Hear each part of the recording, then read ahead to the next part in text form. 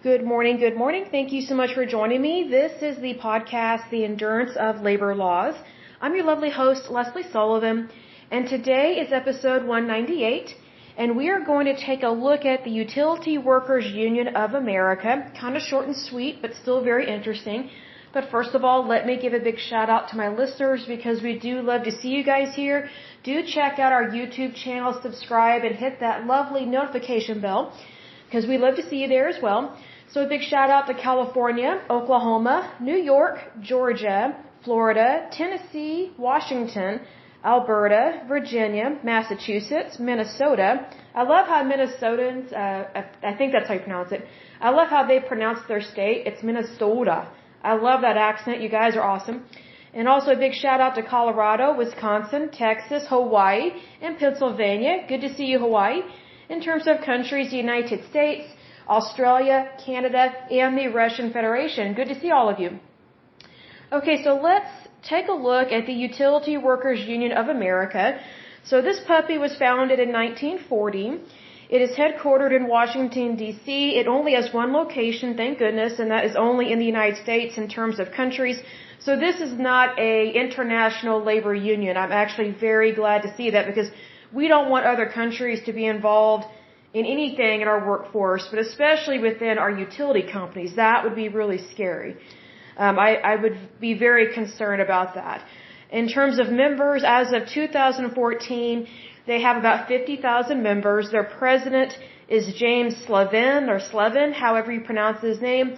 And this union is affiliated, unfortunately, with the AFL-CIO. Again, I pray that that one is broken up because it very much acts like a monopoly, and monopolies are very much illegal here in the United States.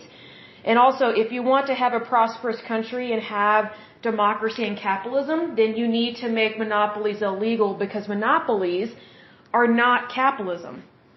That might surprise some people, but monopolies are actually a form of communism because it's someone else controlling an entire industry. See, capitalism is where not one single person or one single industry is in charge of the entire labor force. Capitalism is where, you are responsible for your labor, and anyone and everyone, as long as they are a citizen of that country, can very much succeed and be rich and wealthy and have a wonderful life.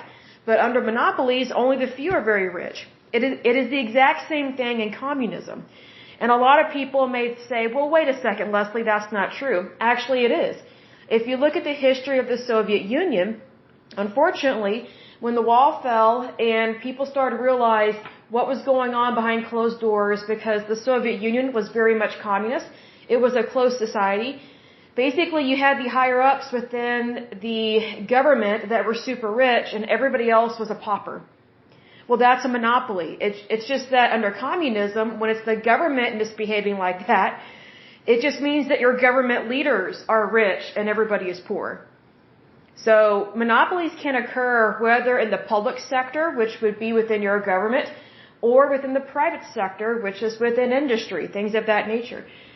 So it says here, the Utility Workers Union of America, also known as UWUA, is a labor union in the United States. Thank goodness, right? It has a membership of 50,000 and is affiliated with AFL-CIO, unfortunately about that. The union has over 50,000 members working in the electric, gas, steam, water, and nuclear industries across the United States. The UWUA represents utility workers in municipal as well as publicly traded utilities. Fields include power generation, also known as power plants, power distribution, which means transmission and distribution, call service center employees. I don't know why they're included in that because that's not utility work. Just because you answer the phone for a utility company, that doesn't mean that you actually work on the utilities. That's completely different. It says, so call service center employees as well as natural gas and water utilities. Okay, so I want to talk briefly for a moment about the monopolies that we have here in the United States in regards, unfortunately, to utility companies. So I can only speak for what is going on here in Oklahoma and a little bit in Texas, because I did live in Texas for a short time. But what's interesting is that in Oklahoma, we have a couple different utility companies, but here's the thing. There are companies and then there are co-ops. So the people that supply my house or my apartment with electricity and heat is OG&E, which is Oklahoma Gas and Electric. They are very much a monopoly. They have raised their rates. It is ridiculous. There's no competition against them whatsoever. And what's really stupid, and I don't understand this, in order to raise their rates, especially during, this kind of semi-economic, I don't want to say it's a crisis because I like to be positive, but not everybody's happy about the price of everything right now. And so the utility company, they had to go before a board to increase their price. And stupidly, they got what they wanted. So what I would look into is I want to know, have any of these people on this board ever worked for a utility company? Because people that have worked for utility companies, they're just like stockbrokers that are in charge of, or not in charge of, but stockbrokers or anybody that had to deal with banks. Them being in charge of the banking industry at a federal or state level is just dumb. Because of course they're going to protect their own. They don't want to see change. That's just how it is. That's why that's a conflict of interest. Now, am I against banks? No. Am I against stockholders? No. Am I against stockbrokers? No. Not by any means.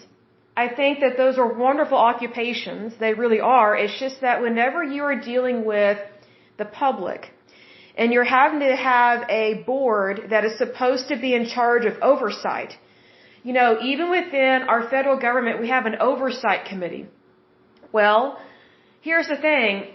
As far as I know, not a single person on the oversight committee can legally have a conflict of interest and serve on that committee and be in a position of power with that, because the risk is too great for them to show favoritism. And that doesn't mean that they will or that they, always believe in favoritism. That's not what it means. It's just that whenever you have people on a board, they are supposed to be neutral.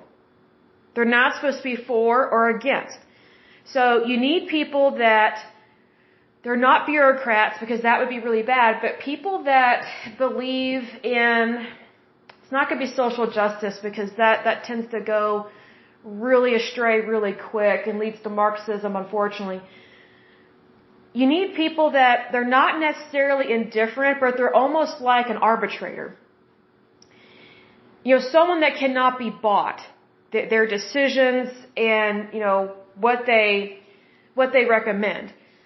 Unfortunately, with the board that we have here in Oklahoma, they allowed OG&E to do price hikes.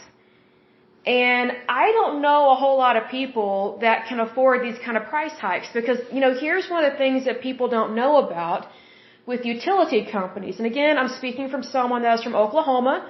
So I can't speak for California, New York, Florida, although that would be an interesting podcast to look up all the different utility companies. I'm going to make a note of that because I think there's a lot of scandal in those companies because, they basically have us by the throat in regards to our money because, it got down to like 2 or 3 degrees here in Oklahoma. And my heat was running and running and running, and I had it set on maybe 68. And so sometimes I'd crank it up to 75 because it got really cold, but it couldn't even keep up with that. And I'm trying to close off all the drafts in my house. I didn't feel hardly any cold air creeping in, through the doors or the cracks, the windows or whatever. And I still felt really cold in my house. So needless to say, I'm very much bundled up and drinking, warm, lemon water, because I really do like hot chocolate, but there's just so much sugar in it. I don't like that.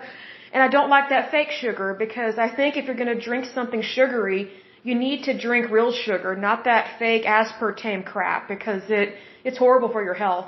Aspartame is a horrible type of fake sugar molecule that is really hard on your pancreas.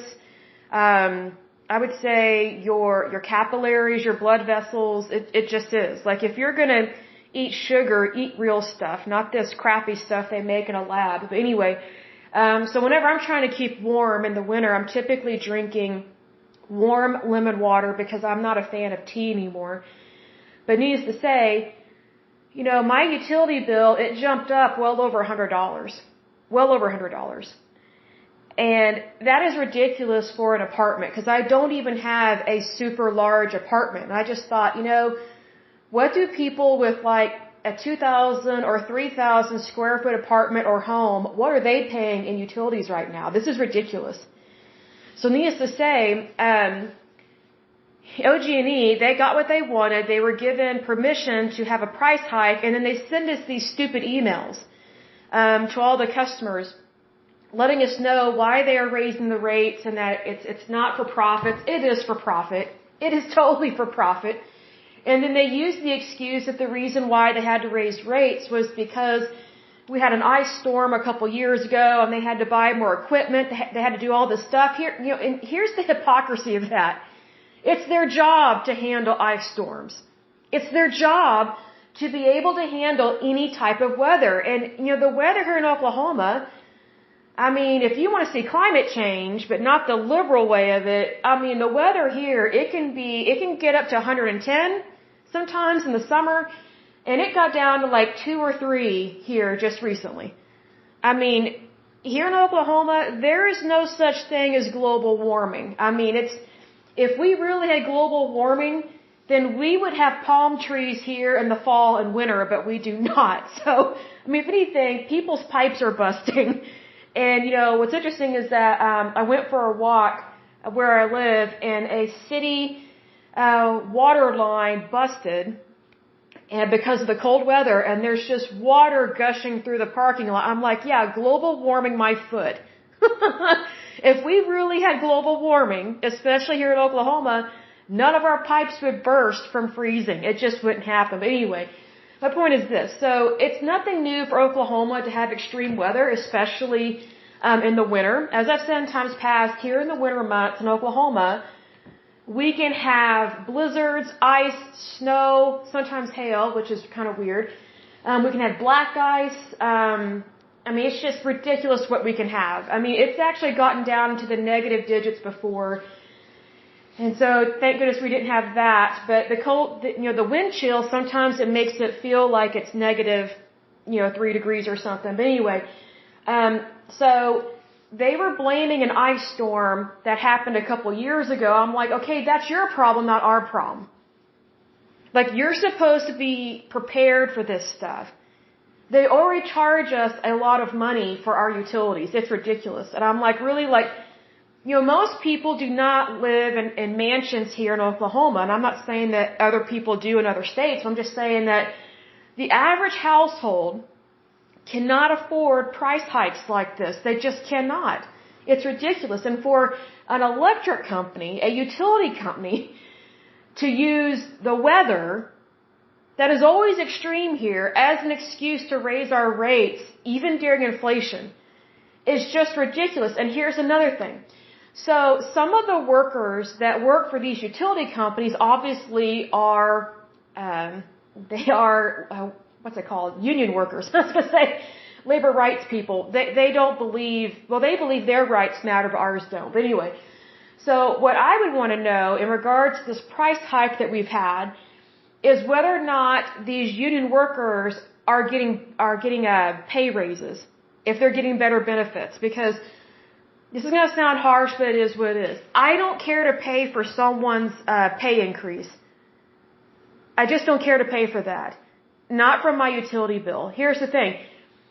We do have unemployment here in Oklahoma. It's not as bad as others, but, right now is not the time to raise rates.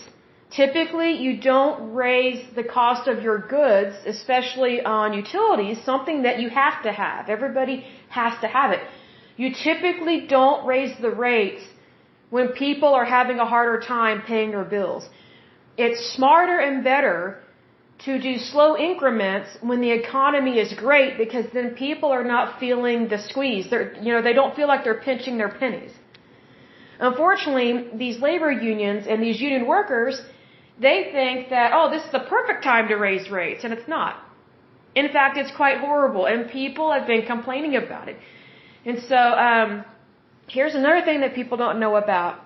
The rate that you and I pay, which I'm assuming, let's say, you're just a regular worker and, you don't own a corporation or something, okay? So, here's the thing. The rates that you and I pay for our homes, our apartments, things like that is a much higher rate than what a place of business pays. They pay what is called a corporate rate. And these corporations, whether small, medium, or large, I'll have to look it up and see what the cutoff is or what the minimum requirement is to be considered a corporation in regards to getting this corporate, basically coupon rate. They pay a much lower rate than people that just work an ordinary job. And I don't mean ordinary job in a negative way. I'm saying that most of us do not own a large corporation, is my point. So people that are living in their houses and their apartments, most of them not mansions, I'm not saying they're crappy, but I'm just saying normal, average, everyday people, we are paying the bulk of this money that the utility company is demanding. And these corporations, which again, I'm all for capitalism and business, but they're basically getting a corporate tax break on this. And they're also getting a corporate utility rate break, so to speak, because the rates are not equal. So here's the thing. So basically, you're going to the store, let's say you're going to Target or something. They're making money off of you while you're buying your shampoo, your conditioner, your water, your baby food, your formula, your kids' school supplies, whatever. They're making money off of you, off the things that you're purchasing, but then they are not even paying the exact same rate for utilities. They are actually getting a discount because they're a corporation. They're a business. They're getting a corporate rate on utilities. Now, is that right? I don't think so. Because that puts the price hike on Americans. That puts it all on us, people that don't own a corporation.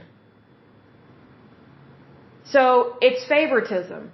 See, here's the thing. In capitalism, there is no favoritism. There just isn't. Because when you have a fair market and a free market, basically, you have to be just that. You have to be fair and you have to be free to, how to describe this? I guess I should describe what I mean by fair market and free market. Okay, a fair market means that you're not gouging people and you're not being corrupt. A free market means that you're free to purchase whatever you want as long as it's legal and moral. For example, you can go to the store, let's say you go to CVS and you purchase your prescriptions. That's a free market. You're free to go to CVS and purchase your prescriptions. You pay for them, or your insurance pays for them, or you have copay assistance, whatever the case may be. Now, let's say you're buying street drugs. That is not a free market. That is an illicit purchase because it is an illicit drug, so that is illegal. So that is not part of capitalism. It's part of the underworld, so to speak, of buying and selling things on the street that really should not be taking place. Me personally, I would never want to use those products, first of all, because number one, it's illegal. Number two, you don't know what's in the stuff. I mean, it's better to go through a doctor or a company that is, it's been tested by the FDA and they've had several drug trials and things like that. And also, it's not worth going to jail over. So just recognize that. Nothing is worth going to prison over. So just FYI, be aware of that. Because I think sometimes people need to be reminded of what to do and what not to do, especially during semi-financial crisis like what's going on these days a little bit, because things are not as good as it was in the Bush years. And so, or even when Trump was president, we had a way stronger economy then. And so anyway, my point is this. Utility companies that have no competition can raise the rates willy-nilly, even though they have what I call a pretend board that says yay or nay to their price hikes. Well, here's the thing. OG&E has no competition, and they might actually try and say they do, but they do not. Here's the thing. Like, whenever I moved into my apartment, I was not given an option of several different utility companies. It was, you register with these people, this is the rate that you pay. Whereas in Texas, you have your choice of utility companies. And I think that's great. You know, I remember seeing an ad for a Texas utility company this last summer, and I was so shocked by this in a good way. I think it was, I can't remember the name of it. I can remember the ad, but I can't remember the name of the company. But basically, they had free nights and free weekends to run your AC. If you choose to do business with them, like just as a regular person, like not as a corporation, but like as a regular person, whether you're renting an apartment or you own a home, whatever the case may be. So these utility companies, they have to fight for customers. Well, guess what? Because they have to fight for customers, they have to be competitive. Well, here's the thing. OG&E, they have a free-for-all. I mean, they can do whatever they want, whenever they want, however they want, and they use the weather. That just sickens me they do this. They use the weather that is extreme every year. Every year. Oklahoma has been funky in its weather probably since the beginning of time. Like, this is nothing new. Nothing new whatsoever. So for them to blame the weather and to use that as an excuse to form a monopoly and to raise their rates, it just makes me sick. I mean, it disgusts me that OG&E does this. And here are some of the excuses that they use. They use the excuse, well, we have co-ops in the state. That is true, but you're not allowed to go through them. You know, when I was in college and I lived in an apartment off campus, I could only go through one utility company, and it was a locally owned utility company. It was a co-op. It was out in the sticks. It was kind of out in the boonies, but like I either had to use that co-op. Like I couldn't go through OG&E or I couldn't go through another co-op. I could only go through them. And you know what? They had a problem with corruption as well because, you know, they didn't think they had to be honest about their rates. So let me make this request. If you're listening to this podcast and you are in the United States, would you please share this episode with everybody that you know? I don't care what state or territory you live in. Please share it. Because utility companies across the United States are price gouging the American people, but yet they're giving a corporate break to corporations. I almost would say tax break, but technically that is true, but they're giving them a utility break. Like, you know, think about, like, we are paying more money for our utilities than Target, Walmart, CVS, Walgreens, Ross, Marshalls, Tuesday Morning. Just think about all these large big box stores. They're not even paying their fair share. They're getting a discount because, oh, they're incorporated. Oh, they're a corporation. Oh, they employ a lot of people. I don't give a rat's posterior how many people they employ. I don't give a rat's posterior how large their box store is and the square footage. Not my problem. We should all be paying the same rates. But see, here's the thing. They're getting a discount rate because they're a corporation, and then they're making money off of us, additional money off of us, whenever we go there and we purchase, you know, basic necessities, not even luxury items. Is that right? Is that right? And I am a Republican capitalist saying this. And I think what they're doing is wrong, but see, here's the thing. You can't exactly get mad or put all the blame on corporations for this because this corruption comes from the utility companies. Because I don't even know if corporations, I don't even know if they're allowed to participate in a different utility rate. See, here's the thing. They might be forced into that rate. I don't like it. I don't agree with it. But it might be, hey, you know, you sign up with our utilities. We're the only ones you can use. In order to have our utilities, it has to run along this utility line for this kind of power. We are the only company that will supply it. And because you are a corporation, you have a large facility.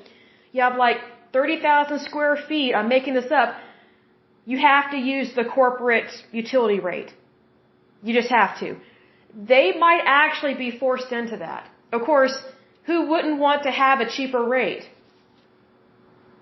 I mean, that would be like a executive that makes millions of dollars in like the healthcare industry somewhere saying, oh, I only need to make $50K a year. I don't need to make $50 million. I'll just make $50K. Do you know any of them that make that request? No. It makes me sick that they do that. You know, maybe I shouldn't say it makes me sick because you have to be careful what you say. I'm displeased with that. I'm very displeased with that. Like, I'm not saying that there should be income caps on anyone because I don't agree with that, because I think the moment you put a cap on someone's salary, that's communism, that's fascism. And who is anyone to control how much you make or how much you don't make? You know what I mean? But here's the thing. I think that in the healthcare world, it really bugs me when, how to describe this? Well, it just bugs me when you have like a CEO or something of a health insurance company. They make millions upon millions of dollars, but yet they are turning down people's, and their medical care. I'm trying to be nice. I'm trying not to curse about this. Basically what I'm trying to say is I find it very hypocritical when someone who makes millions of dollars and is in charge of a healthcare company, whether it's insurance or a facility or whatever the case may be, they make millions upon millions of dollars, whether in salary and or stock options, but yet especially within the insurance world, the health insurance world, they are quick to deny someone access to the very medicine and healthcare facilities that they need to stay alive and or get treatment. That really, it's just grotesque to me. It's wrong. Because I guarantee you that high-paid executive, I guarantee you they are getting the cream of the crop of all kinds of healthcare expenses being paid for them. And let me say this, I am not for universal healthcare, because under universal healthcare, nobody gets really good healthcare. Everybody gets the bottom-of-the-barrel, crappy healthcare. Basically, in socialized medicine and in universal healthcare, the only thing your government, which you would be putting your government in charge of this, which would be horrible, because they can't even run the DMV. It would like be having the IRS in charge of your healthcare. Do you really think those people care about you? Do you really think they want you alive? They just want your money. But anyway, I'm saying that you have to be careful who you put in charge of what. But here's the thing: if you don't have competition, then you don't really have anything. See, and one of the reasons why these executives with these health insurance companies get paid so much, it's very similar to these utilities companies, because they don't have competition. And you might be saying, well, Lesley, there is competition. Just look, there's Blue Cross Blue Shield, there's Aetna, there's Humana, there's Cigna, all these other companies that are not as large. And, there is competition. Actually, there's not. President Trump was right. He was completely right when he said this, and there were so many ignorant people that did not understand what he was talking about. But here's the thing. He said in regards to lowering the cost of health care, you need to get rid of the state lines. He wasn't talking about territory lines or something. He wasn't talking about changing maps or redrawing our states. He's talking about in regards to selling insurance policies across state lines. See, I live here in Oklahoma, and I have to purchase my health insurance all on my own. Like, I don't go through a company. So I don't go through an employer like that. I purchase it on my own because it's better for me that way. Here's the thing, though. I know that there is way better health insurance being offered in Florida and Texas, but I cannot purchase a better policy in any other state because I live in Oklahoma. So I am only allowed to purchase health insurance that is being offered in Oklahoma, but I cannot ever purchase a health insurance policy from a different company or even the same company in a different state. I'm not allowed to do that. Why? Because it's because of these state lines and because these health insurance companies have created monopolies within all these states. And you're probably thinking, well, how can they have a monopoly? I'll give you an example, Blue Cross Blue Shield. So, for example, I have a Blue Cross Blue Shield of Oklahoma health insurance policy. It's expensive, but it's worth it. But here's the thing. I know that I can get a better policy for way cheaper with Blue Cross Blue Shield of Florida. They're called a Florida Blue member. I can get that, but only if I lived in Florida, and it would be better. Here's the thing. If we had kept President Trump in office, if he had been allowed a second term, and if people had understood what he was talking about in regards to state lines and health insurance, then you could purchase any health insurance policy you want across the United States. And if you're ignorant on health insurance, you might think, well, that's not good. You need to purchase from your own state. Bull! You are completely wrong. And I speak very firmly about this, so I'm not yelling at you, I'm yelling with you. Here's the thing. If you think that because, let's say you live in New York or something. Let's say you live in New York and you say, well, no, I live in New York. I only want to purchase from stuff in New York. Really? Do you practice that policy whenever you're shopping on Amazon.com? Let me answer that for you. No, you don't. When you are shopping online, you don't pick the state where you're shopping from or where you're purchasing from. Like, for example, I live in Oklahoma. It would be stupid, absolutely stupid, for me to be shopping on Amazon and only buy from people that are from Oklahoma and work out of Oklahoma, because a lot of the companies that I purchase stuff from are not from Oklahoma. That's why I'm purchasing from them, because we don't have that stuff here in our state. It's the same thing with health insurance. So if you want better health care, cheaper health care, my goodness, have a fair market, free market, have capitalism, have democracy, and open the floodgates to prosperity. Government is not the answer. Government, especially big government, is the problem. Because government wants to, how to describe this? Government likes to squeeze every little nickel and dime and penny out of it for themselves, but then, these government workers, for example, federal employees, they have amazing benefits regardless of what happens to us out here, because they think we're peons and peasants. So they get amazing benefits because they work for the government. So even, let's say, for example, there was socialized medicine. I guarantee you they would not be on socialized medicine. They would not. They would still want their own privatized medical care, because they know that privatized medical care is better than socialized medical care, They know it's better than socialized medicine. And here's the thing. When Obamacare was getting passed, guess what? There were so many federal employees that were like, we don't want that crap.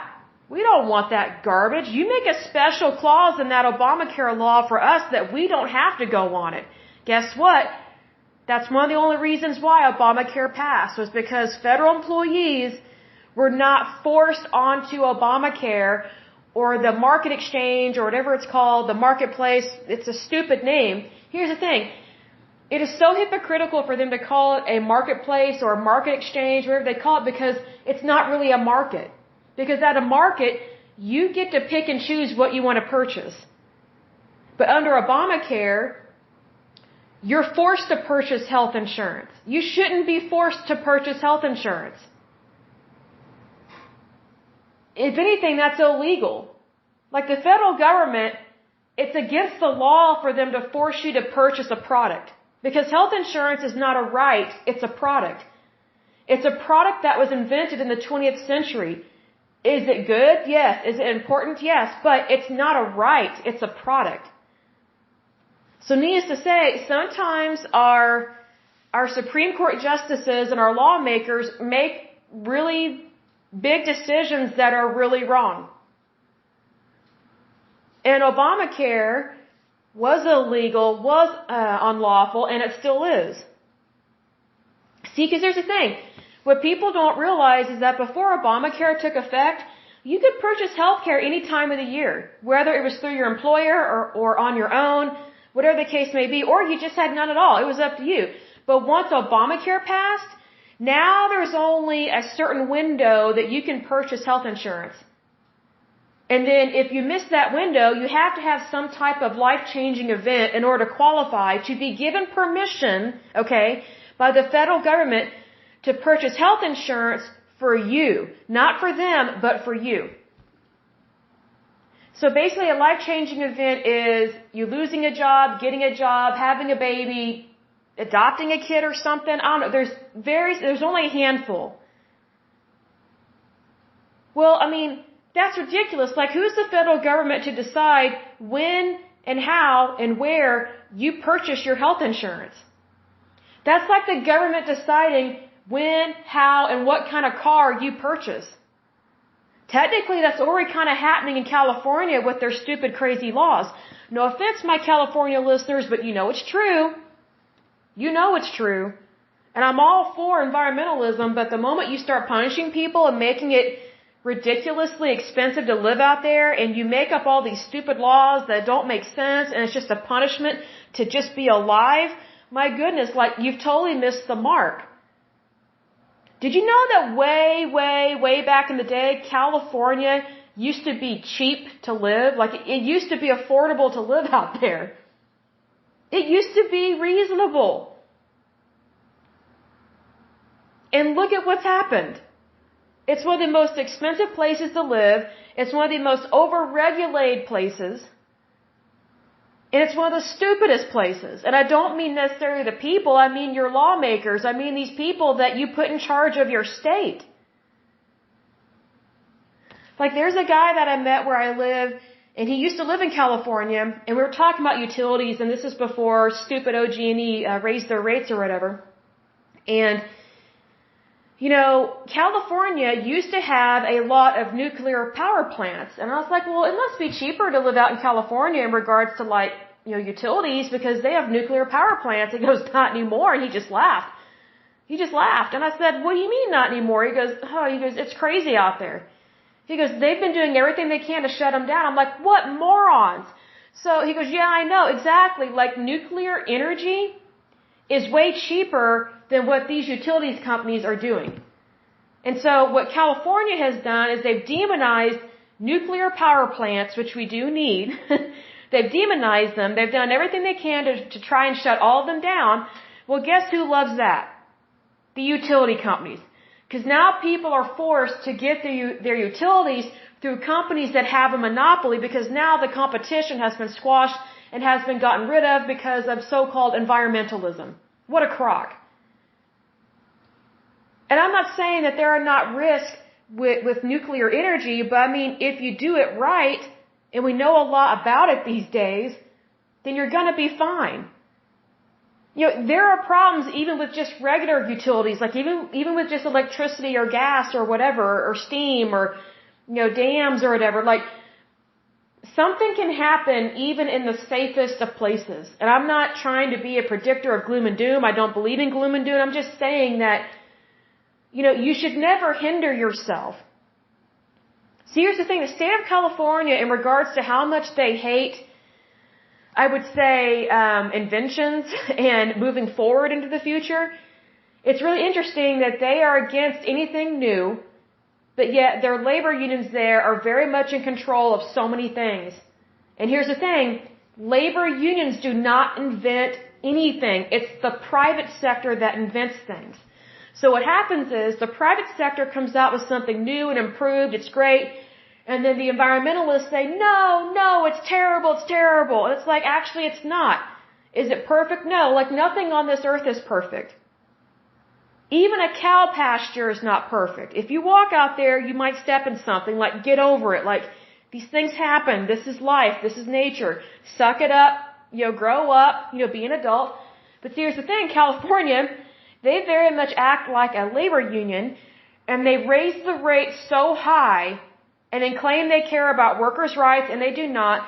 They claim to care about the economy, they do not. They're killing it, and I don't mean like doing well, I mean like they are destroying it. They're causing inflation in California, and you know, I had a prediction, and it came to pass. It was only a matter of time before the inflation in California started to creep out and affect the rest of the United States. And I think that's really sad. Like, I don't like being right about that stuff, but if you read the writing on the wall and how crazy California is, and I love California, it's beautiful. Like, I mean, I know some people there. Hey, that's great. But here's the thing. Their policies and procedures out there and their lawmakers, oh my goodness, nutty. Nutty, nutty, nutty. And they have no one to blame but themselves for this. Stop voting in people that don't understand currency, that don't understand the economy, that don't understand capitalism. You know what's interesting is that some of the dirtiest, filthiest, environmentally disgusting states are Democrat states. They're blue states. We've talked about this with Superfund sites. You know where the cleanest states are? Republican states, red states, where they believe in capitalism. And guess what? When you believe in capitalism, then you hold people accountable for the crap that they do. And you say, hey, you make a mess, you clean it up. That's it. You make a mess, you clean it up. If you need help, hey, we'll get you some help, but, we will pass some laws here to make things better. But it's not to hinder people. It's to make things better and to protect the public. That's what you do. But you don't go hog wild and make up all this BS, excuse my language, and say, oh, all electricity is bad. No, it's not. But that's what they're saying with nuclear power plants. They're saying, oh, all nuclear power is bad. Yeah, right. Did you know that France, even though it's very much socialist and that stupid macaroon guy that married his French teacher or whatever, his high school teacher or whatever, they have, the majority of their power over there in socialist France is nuclear power. And it works just fine for them. And they're socialists and they believe in abortion. In France, this was really sick. I've talked about this. They actually did everything they could to keep abortion clinics open and operating during COVID-19. They don't even care about the child or the mother. That's sick. So the mother could go in, get an abortion, and then she could get COVID and die. Wow. Wow. Not caring about the human race. I mean, that would be an interesting class to take in college, right? Eugenics, hello. But anyway, my point is this with this podcast, or this episode. Utility companies, I wouldn't trust them. Because they are very much, they're only in it for themselves. And here's the thing. That's a very selfish mindset. And I don't like selfish people anyway, because they're very ungrateful, greedy people. But here's the thing. Whenever you are supplying a service or a good that people have to purchase, you have to be very careful to never practice greed. It's tempting, I'm sure, but you have to be careful that you're putting the client first, not your bank account. Because if you take care of the client, then you will make money. But if you use and abuse or lease and fleece the very people who are providing you an income, aka OG&E and other utility companies that pull this stuff, then that's crooked. That's like going to a car dealership and getting tooken. It's ridiculous. What people need to realize is that utility companies, they very much, let me put it this way, when utility companies do not have competition, they act like a car lot. They act like a car dealership. And they rip anyone and everyone a new one. They don't care whether you're a single mother with kids. They don't care if you're elderly. They don't care if you're on a pension check or whatever. They don't care if you're on Medicare or Medicaid. They don't care at all. They don't care. And they especially don't care if you do have money. They love that. But here's the thing. One thing that they did, and I'll close with this, they actually sent out an email and said, oh, well, we are raising our rates, but if you need financial assistance, click here. Gee, if you know that what you're doing is going to cause a financial burden on the majority of your customers, maybe that should tell you you shouldn't do what you're doing. Because what you're doing should actually be affordable. But the reason why it's not affordable with some of these utility companies is because they don't have competition. I mean, it got so hot here this last summer, I was just daydreaming about having more utility companies here in Oklahoma, especially in Oklahoma City. Because then we could pick and choose which utility company to use, and then we could get free nights and free weekends for AC. But here we are, sweating like mules in our apartments, drinking cold iced lemonade. I was sucking down popsicles like you wouldn't believe. Normally, I love eating popsicles, but when the only reason why you're eating them is because you're burning up hot and you don't want a $300 or $400 utility bill, it just kind of ruins the moment, you know? It's just ridiculous. So, as I said previously, please, if you are listening to this podcast, this particular episode especially, please share it with as many people or recommend it to as many people as possible. Not for me and my ratings. I'm not doing this for me. I'm saying that more people need to be aware of this because the more people I talk to, excuse me, you need to get a drink of water. Hold on just a moment. The more people I talk to just in everyday life, a lot of them don't know that OG&E has a monopoly and that this is very common within different cities and different states. If there's not competition, then the reason why your rates are so high, whether it's electric, gas, whatever the case may be, it's high because there's no competition.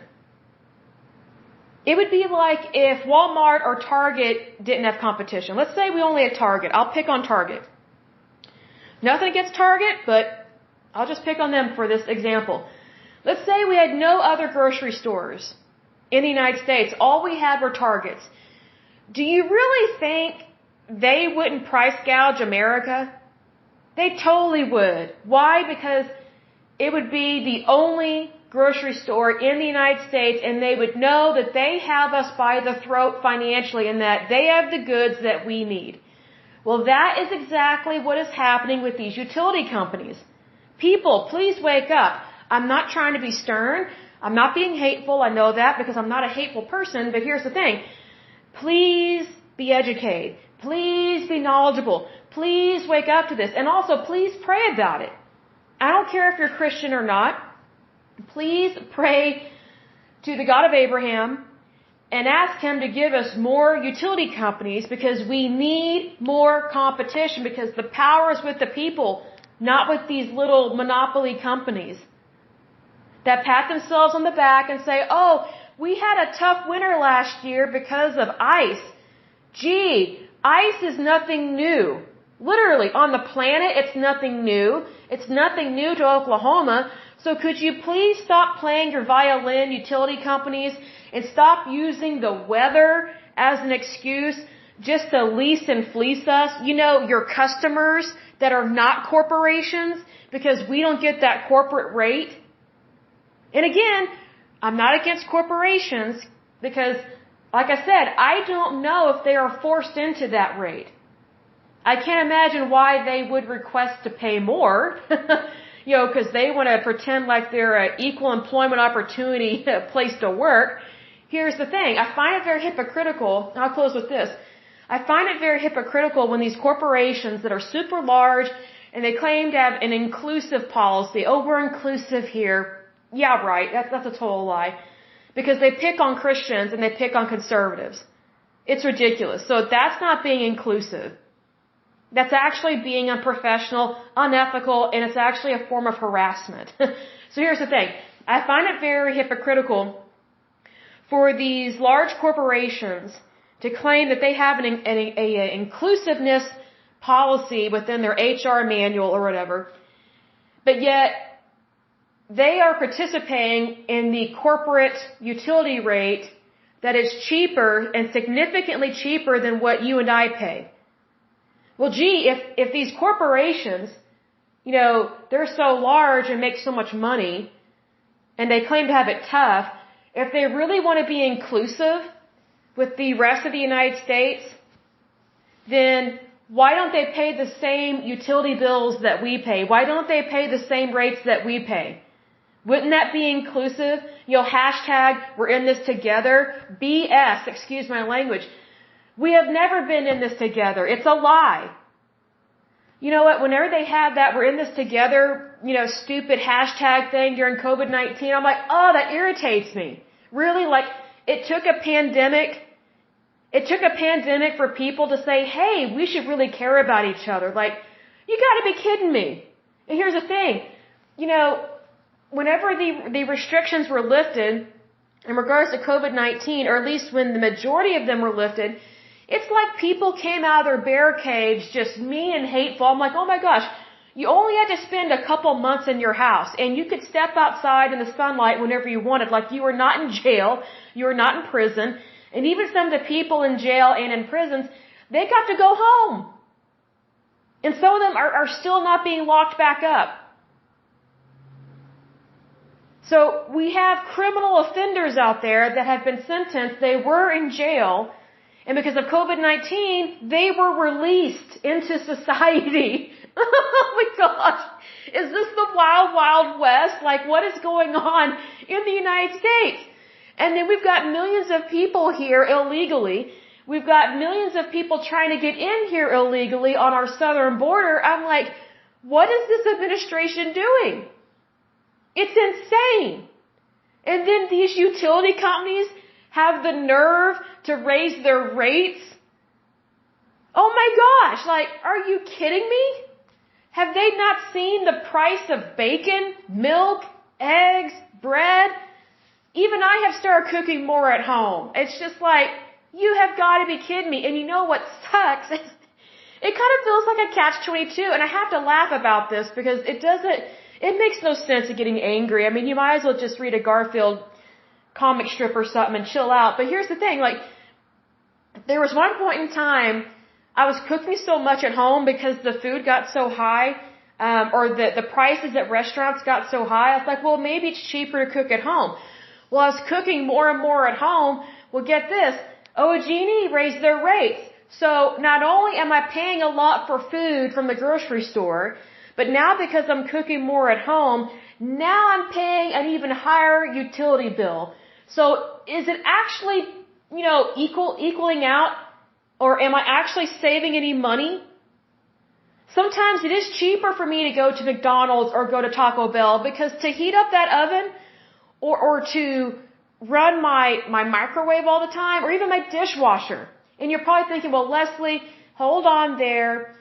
You probably don't have a, quote, energy efficient appliance. Pardon me while I roll my eyes at you. I love you and I respect you, but let me roll my eyes.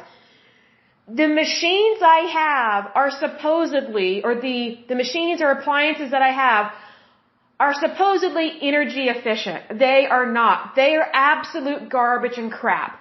They hardly ever work right. My refrigerator doesn't always keep cold, so food has been getting ruined because it's energy efficient. Wink, wink. The microwave, it's a joke. It overheats things like in one spot of the microwave, but it hardly ever cooks it right. It's energy efficient, wink, wink. Then the dishwasher, what a complete and utter failure and a joke. That thing, it almost caught on fire. It almost caught on fire and it didn't clean my dishes. It left spots and stains on them. It was ridiculous. And yet, this is energy efficient. Like a lot of these energy efficient or going green appliances, a lot of times you have to run them twice just to get them to do the job that appliances used to be able to do once. That is insane. Like my parents' refrigerator that we had growing up, they had that thing for like 30 years. And whenever my friends would come over, they would totally make fun of our refrigerator and we would just laugh because it was this hideous, large, lime green refrigerator from like the 70s, when my parents got married. That thing lasted longer than I think they've had 2 or 3 refrigerators since that one finally broke. What does that say about the crap that's being sold at Walmart, Lowe's, and Home Depot or Best Buy? This stuff is crap. It's horrible. They don't make them like they used to. Like that refrigerator, when it went out, oh man, we were all sad because we knew we were going to have to purchase a brand new, more expensive, crappy, energy efficient refrigerator. I mean, some of these, they don't even last 5 years, and yet you're paying more money because it, quote, saves the environment. It saves the planet. Here's the thing. How is it saving the planet for us to go through more appliances and fill up our landfills? Literally, like we are filling up our landfills with large plastic and metal appliances. Like things used to last 30, 40, 50 years. They're not even lasting 5 to 10 years. So we're actually creating more waste by being quote unquote environmentally safe or going green. What a crock. What a crock. Get me a big, heavy metal appliance any day of the week. Let me get a drink of water. Hold on just a moment. And for any men that are listening, you're probably thinking, what is this woman talking about? Well, men, I am a woman talking about appliances because guess who, who has to deal with these appliances? It's the women folk. Not the men folk, not the transgender folk, the women folk. The real women, the real females, the ones that are born with ovaries, uteruses, breasts. Well, we're not born with breasts, but they become breasts. Like, we're born women. We are the ones that are sick and tired of these crappy appliances that don't get the job done. It's ridiculous. I mean, do you like hearing your wife or your fiance or your girlfriend complain, and I could use a different word if I'm being nice, do you like hearing them complain about the things that are breaking down in the house? Hopefully you're not living together before you're married because that goes against God's holy law. If you really love somebody and you want to have sex, go right ahead. But within the sacrament of marriage, because that's where procreation should be, and lovemaking is a good thing as long as you are married. But here's the thing.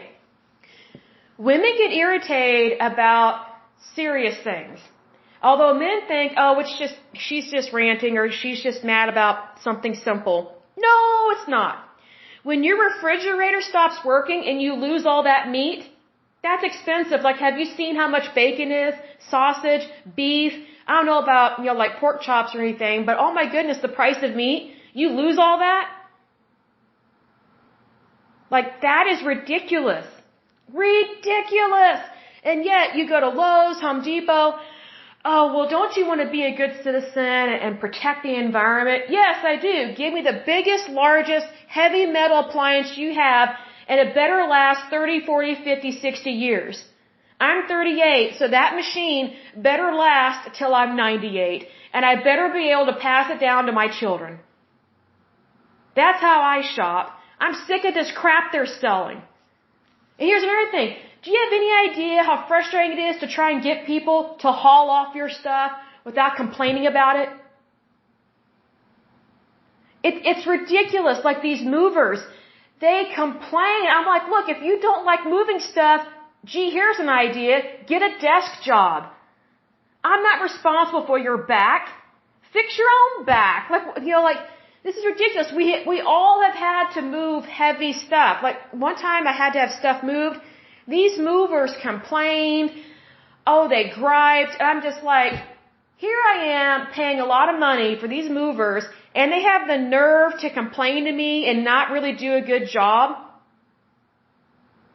I'm just like, wow, lazy, no good workers. Talk about slothful.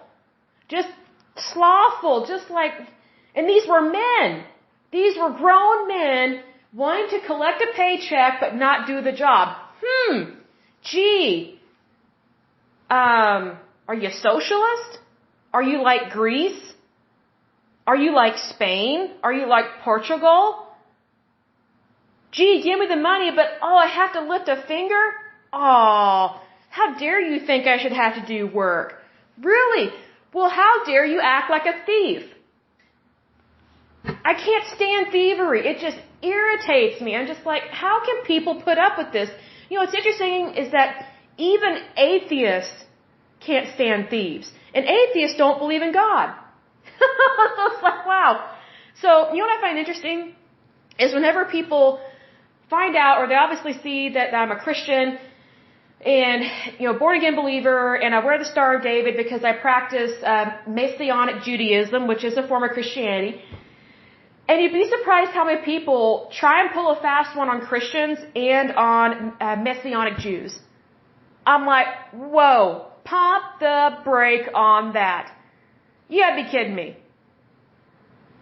I forgive you if you do something wrong, but don't think I won't call the police. And, if you think I won't press charges, give me the piece of paper and the pen. I will fill it out myself and take it to the courthouse. I am so sick and tired of these thieves. And here's the thing.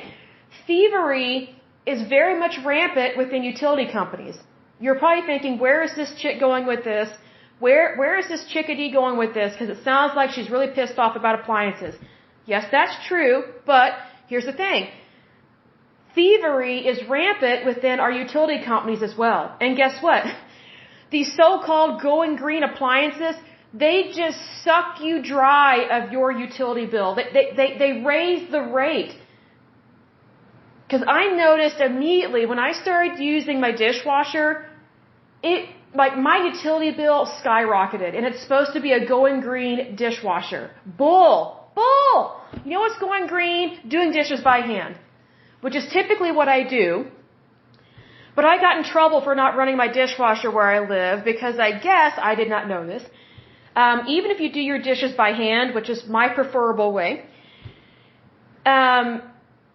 if you don't run your dishwasher at least once a week, it can rot, it can get moldy, and your garbage disposal can back up into your dishwasher. And I didn't know that. So, needless to say, so now I have to run my dishwasher at least once a week just so it won't back up and cause a stink. But it's like, when I had to start running my dishwasher, I was shocked at how much my utility bill was affected by that. How much electricity that stupid thing uses. And it doesn't even wash the dishes very well. I was like, well, I'll try it. I mean, if I have to run it, I might as well put some dishes in there. Oh, man.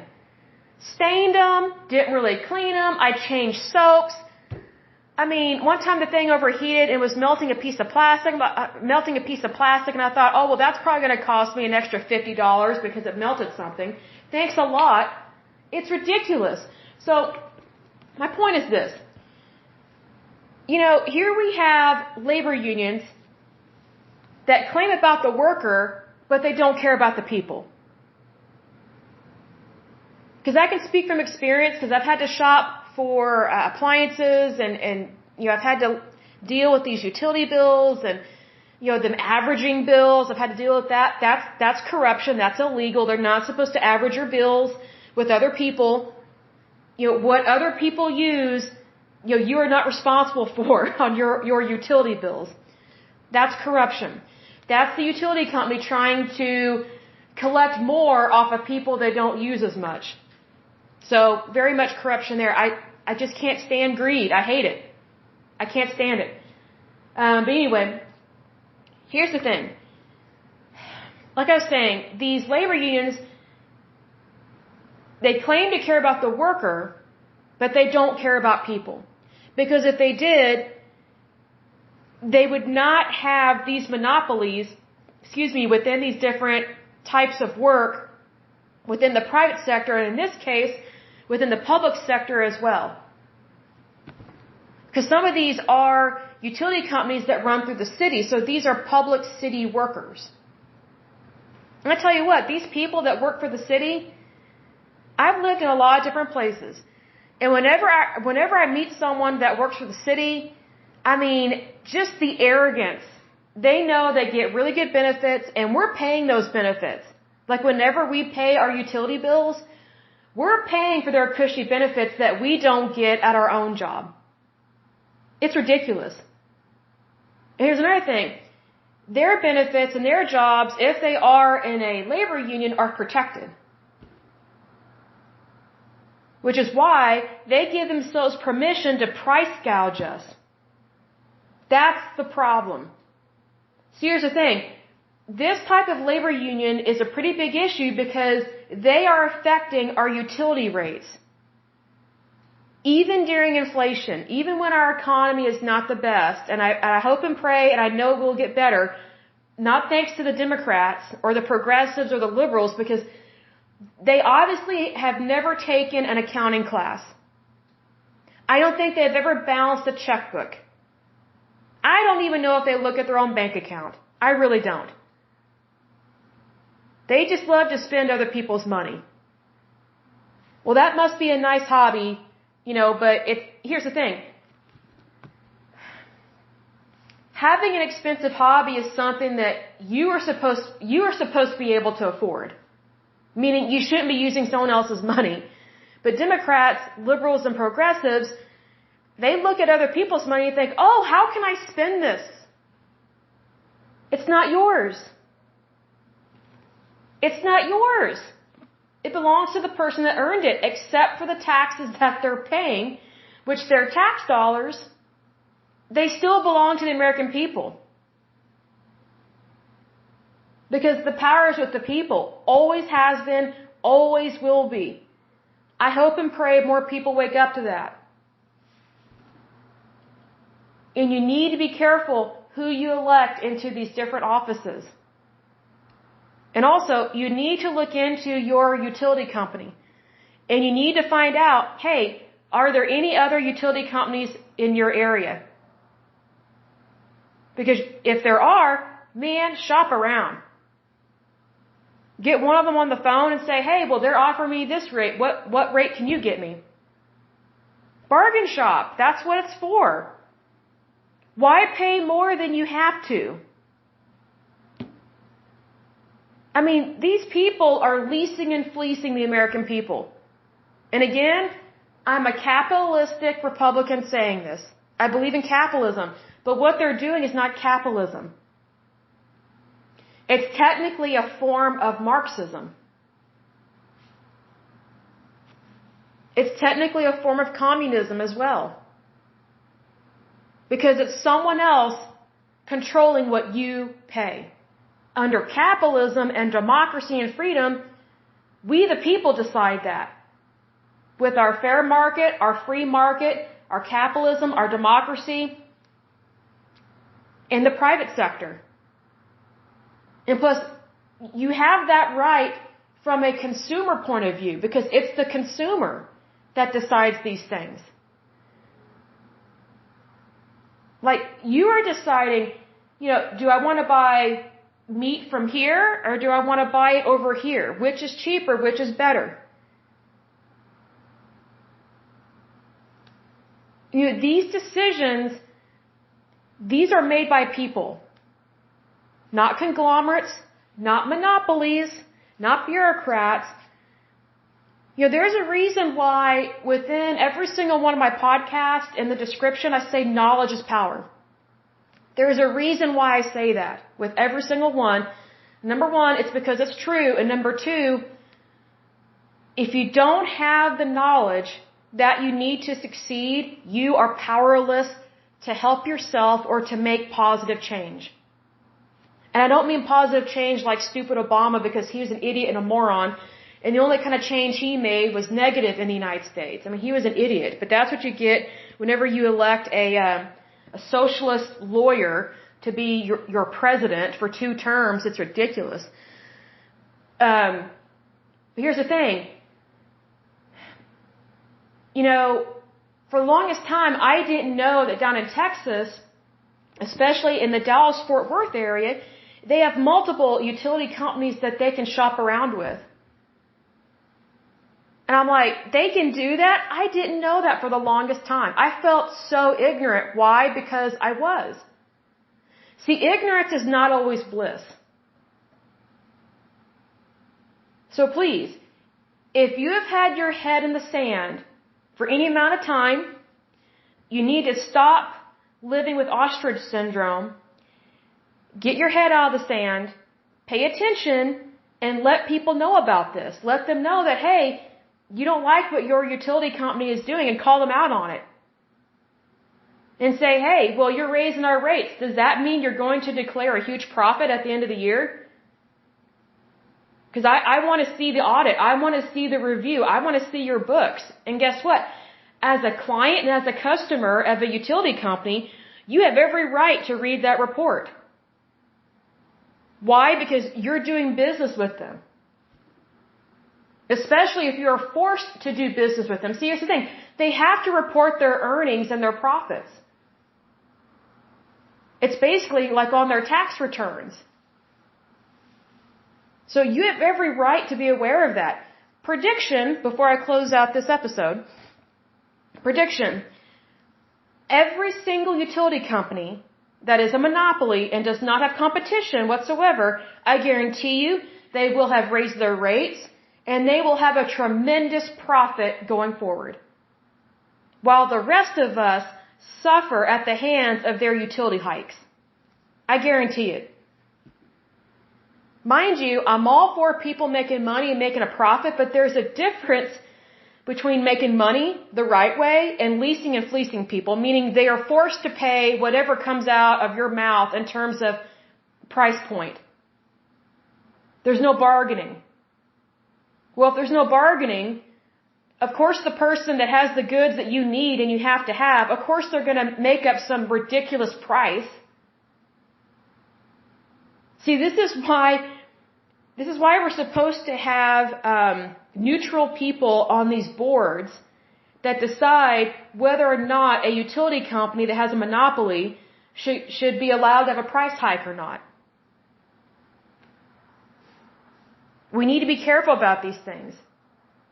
And you'd be surprised how many of these people are paid really well and pat themselves on the back for doing a tremendous job for helping society, for helping the community. I'm like, what? Go broke?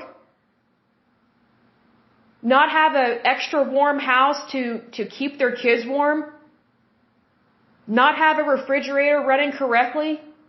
I mean, like, give me a break here.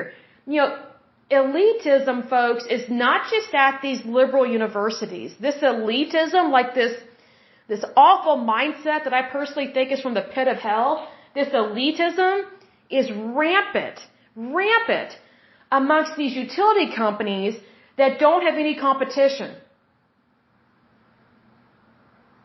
They act like we report to them. And it's like, no, buddy, no, I cannot say that enough. You, Mr. Utility Company, you report to us, the customer.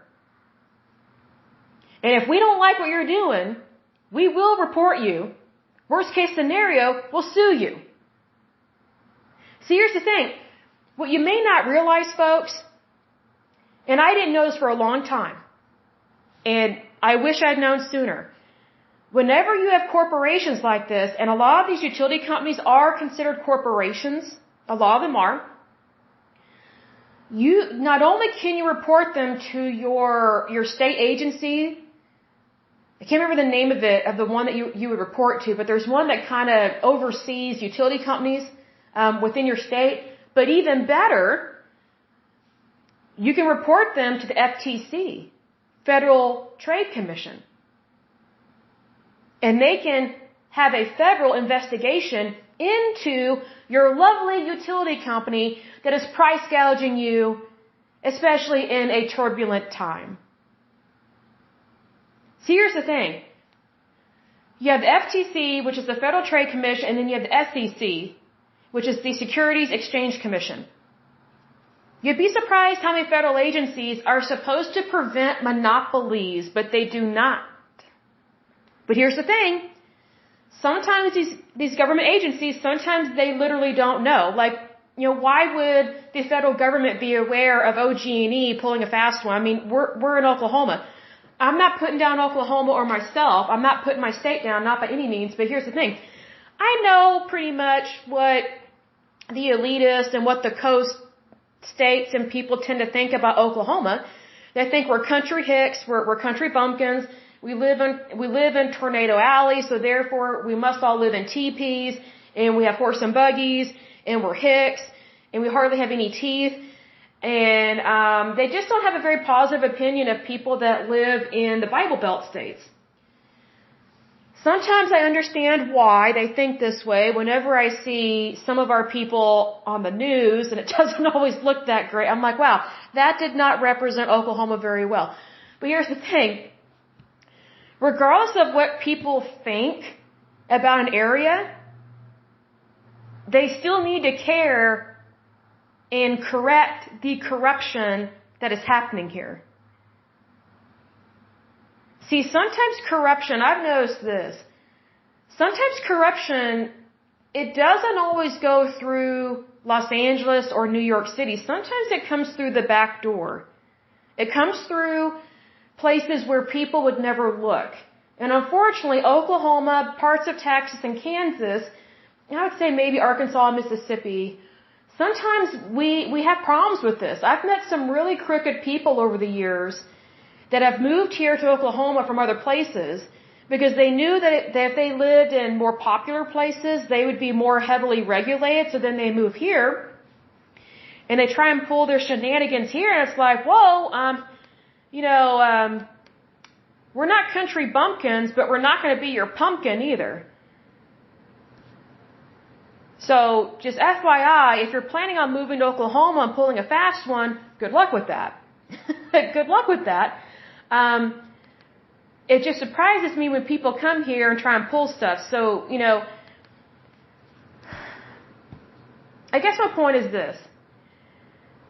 Corruption can happen anywhere, anytime, but just because things like that happen, it doesn't mean that it should happen and that it should be excused or that it should not be reported, because I know that some people don't care about Oklahoma at all. I mean, it breaks my heart a little bit. I mean, when I was younger, it broke my heart way worse because I was like, well, we're part of the United States. Like, people should care about us. But there are some people, they don't care about the tragedies that happen here. And I'm like, wow, we care about you. I wish you would care about us, but that's not always the case, especially with elitists. But anyway, regardless of where you live, your life matters, your family matters, and there's no excuse for corruption. I don't care if you live in Beverly Hills or if you live in Oklahoma City or Hugo, Oklahoma or Miami, Oklahoma. We don't pronounce it Miami, unfortunately. It's pronounced Miami. Or I don't care if you live in Little Rock, Arkansas or New Orleans or, Fort Lauderdale, Florida or something. Like, I don't care where you live. What these utility companies are doing is wrong.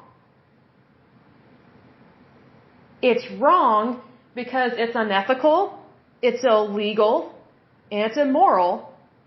And here's another thing. It affects everybody equally. I think that what's really sad about that is that whenever you have companies that go unchecked, unreported, they really make a large group of the population or a large segment of the population pay. And in regards to utility companies, they're making the average everyday American pay, not these corporations. And again, I'm not against corporations because corporations, they really do help provide the backbone of jobs here in the United States. And they are important and they are in the private sector. I'm not against them. Not by any means. I just don't agree with the breaks and the tax breaks that they get because then that means, regular everyday people that don't make as much money as them are paying the majority of these bills. And that's not right. I don't like that. In that same token, the solution is not communism. It's not fascism. It's not socialism. And it's not Marxism. It's not complaining. It's not labor unions. Like, none of those things are the solution. The solution is clear. Capitalism, democracy, freedom, fair trade, free trade. 5 things. I mean, I just wish more people believed in our country. I just wish more people, our country, believed in their country. Because I'm assuming that most of my listeners are American. I do know that now we are being heard in Iran. Good to see all of you over there. And Iraq. I just saw my data on that there was a listener in Iraq listening in. Awesome. So it's growing. I love that. So here's the thing. Regardless of what country you live in, your country belongs to you. It does not belong to the elitists in your country, even if they are the leader or whatever. Here's the thing. The power is with the people, always has been, always will be. And here's the thing. Just because the power is with the people, got hiccups, that doesn't mean that you pull a Black Lives Matter, you don't pull a Black Lives Matter card on everything and have a so-called parade and it just turns into a riot, destroys people's homes, sets people's businesses on fire, and then claim that you're the victim. Like, you cannot commit a crime to fight crime. That's where Black Lives Matter went way off track, and I knew it was going to go off track because anything that calls itself Black Lives Matter is racist. Because they're saying they don't care about anybody else's life. And that's why they were corrupt. I could just tell from the name. Sometimes you can't always tell, but with that one, I was like, oh, here we go. Here we go. Here we go. Corruption at its worst. So, my point is this. Regardless of where you live, you don't have to tolerate or put up with corruption. And you also don't have to throw a hissy fit. Like, you don't have to get radical. If anything, getting radical is the worst thing you can do regardless of where you live. Even if it's in Australia or the UK or Germany or Iran or wherever. You need to be, what I say, cool, calm, and couth. You need to do everything that is legal and moral. Because just because something is legal does not mean it is moral. You know, like for example, in regards to Black Lives Matter, there was some racism that was perpetrated against blacks by whites, but it wasn't at this astronomical rate that they were claiming. And they were making it seem like every white person in the United States was evil and racist. And that's the problem. Like, you can't have a blanket shaming and blaming campaign and expect it to be legal and true. That's not the fabric of America. I meet weird people all the time, okay? In my line of work, with having a podcast and having my own company and things of that nature, like, I meet strange people all the time, and some of them are not always that great, but here's the thing. The majority of people that I meet and the majority of people that I know are good people. They're good, genuine people. And here's the thing, if you think that everybody's bad, and all companies are bad, and all utility companies are bad, and everything's just bad, it's all corrupt, you're the one that's the problem, because you're not acknowledging the good that is in your life, you're not acknowledging the good that is in your country, in your state, in your city, in your town, much less in your community. Like, don't be an instigator. You can fight stuff, that's great, but you know, there's a time and place to fight on the battlefield, and then there's a time and place to negotiate. I think more things when it comes to non-military matters, more of those things are about negotiate. And you give people a chance to do what's right. That doesn't mean that you excuse the offense or that you don't care or that you become a rug for people to walk all over on or a doormat. Not by any means, especially if you're Christian. You're definitely not supposed to be a doormat for anyone in this world, not by any means. Because if God be for you, who dare be against you? Here's the thing though. You have to be careful about when you're standing up for what's right, that you're not instigating things, you're not rioting, and you're not causing more problems. Because how can you solve your problem if you're creating a whole different problem? You're compounding something that's not supposed to happen like that. And that's one reason why Black Lives Matter and like Black Panthers and some of these other weird groups that are very liberal and fascist and Marxist, that's why, and then like, what's it called? Intersectionality feminists, those women, nutty, crazy women. I mean, I'm just like, I understand their original complaints and concerns, but to be radical and to be fascist is not appropriate. Because that's not who we are as a country. That's not who we are as Americans, and that's also not who we are as Christians. Because the majority of people in the United States were Christians. And being that we are Christians and we believe in God the Father, God the Son, God the Holy Spirit, we should act like it. Like, whenever you believe in something, it should be obvious that you believe in that.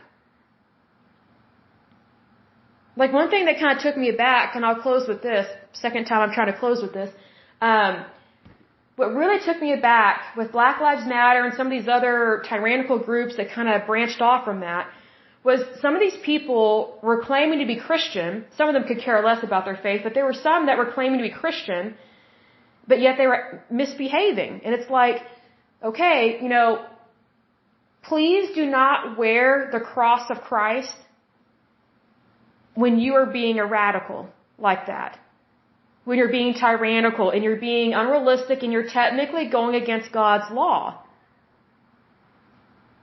Just because we have freedom of speech, that doesn't mean that we're free to be hateful or, how to describe this? Yes, we have freedom of speech, but we still have a responsibility to be human. And also to practice just basic human kindness. I'm not saying that you have to give everybody $50,000 or even $500. I'm not saying you have to do that.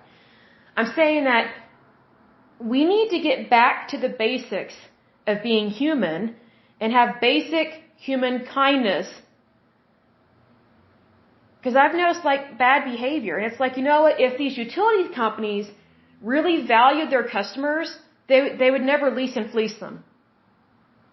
They would never raise the rates like what they're doing during a financial hardship like this. They would never do that.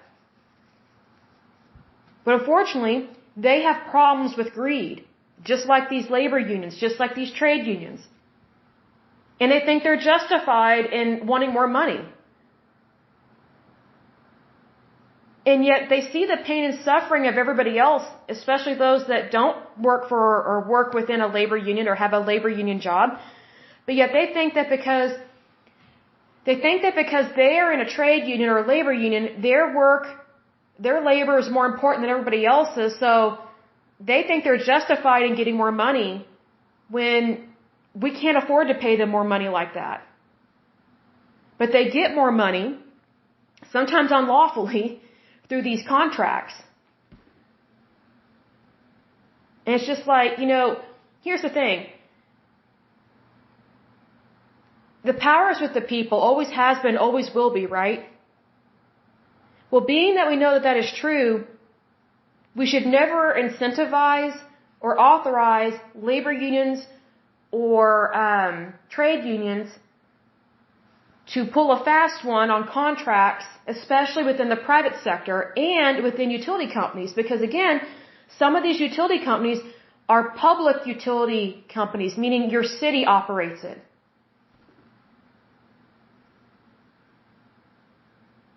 Things need to be privatized. And I know that people in the UK probably disagree with that, because I can't tell you how many shows I've seen where the British people, they make fun of America for privatizing so many things that they don't. I'm like, well, we have better health care, we have better teeth, we have better jobs. So, I think what's really sad about Britain is that they have forgotten that they used to have more privatized industry in their country. Great Britain was not always socialist. Great Britain slowly became socialist in the 1950s. Because that's when they started instituting socialized medicine. See, here's the thing about socialized medicine. Whenever you start institutionalizing socialized medicine, meaning it's like part of the law, socialized medicine is just a stepping stone for your government to taking over every other industry within your country. That's the problem. Probably the biggest problem with socialized medicine, besides people not getting the health care that they need, want, and deserve. It's just that once you implement and institutionalize socialized medicine, basically aka universal health care, you're basically giving your government permission to start taking over other things, because you're basically telling your government, oh, we're just a bunch of lemmings and we don't know what to do. When in fact, we do know what to do. So, what's really interesting is that there are so many countries on the face of this earth that used to be privatized. They used to be similar to the United States. I mean, they were never as good as the United States, but when they became socialist or communist, that was the downfall of so many countries on the face of this earth. But yet, look at the Marxist and the feminist in the United States. They're making it seem like their way of thinking will help our country, and it has never helped us. It never has. It's only hindered us. Like, I don't want to be like Great Britain. I mean, I love my British listeners, but I have no desire to have socialized medicine. None. None. Because I know it's a failure, it's flawed, and it doesn't work. It's just not good. Like, I don't want an economy or a healthcare system like Australia. I don't even think Australians like their healthcare. And Australians, a lot of them are very much aware they're paying double or triple. They know that they are paying for public insurance, which is basically public health care. But then if you actually need slightly better health care, then you have to purchase privatized insurance. And it's just widely known and accepted. I'm like, dude, vote the bad people out. But see, here's the thing. A lot of people in Australia are very similar to those in the UK, even though Australia doesn't really like the monarchy, which is dumb, because it's so weird. Like, you can't say that you don't like your monarchy when you very much still want to have a queen. It just makes no sense to me. It's just dumb. I mean, anyway, like, they say they don't want a monarchy, but yet they want socialism. Well, all you're doing is you're taking the control of what a monarchy had, and you're just putting it in the hands of bureaucrats that still don't care about you. So wake up, Australia. You know, things are always better when it's privatized, because it puts the power back in the hands of the people, which is where it should be. You know, if you want to be a lemming and have no will or control over your life whatsoever, then I guess move to a socialist country and just not have access to hardly anything unless you're super rich. But if you want true freedom, you need to talk that way and you need to vote that way. You know, because the proof is in the pudding, as they say. But I will go ahead and end this podcast. But as usual, until next time, I pray that you're happy, healthy, and whole, that you have a wonderful day and a wonderful week. Thank you so much. God bless and bye-bye.